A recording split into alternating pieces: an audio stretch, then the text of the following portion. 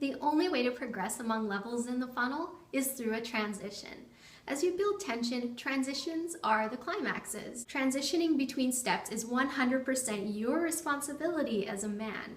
I can help you as much as I can. I can hint, I can make it as easy as possible, but I will not do it for you. Rarely will a woman ask you out. Rarely will she ask you for your number.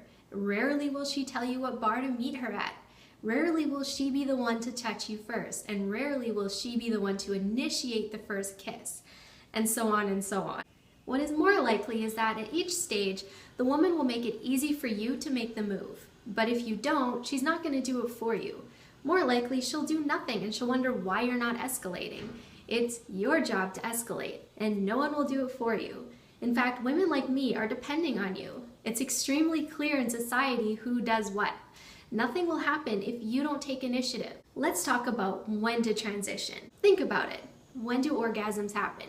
At the peak of tension. When you're in the funnel, that's when you transition. When you've built up enough momentum and tension in whatever step you're in. Conversation, a Tinder chat, on a date, when kissing, and so on. Let's go for a NASA analogy. As every good nerd knows, space vehicles use the gravity of Earth to other planets to slingshot themselves into new orbits. That's exactly what you need to do. Gravitational slingshots are used to send spacecraft on far, ambitious distances. By temporarily remaining in the same stage, the craft uses the Earth's motion to build up its energy and release it at the right moment and shoot out to the next part of the journey.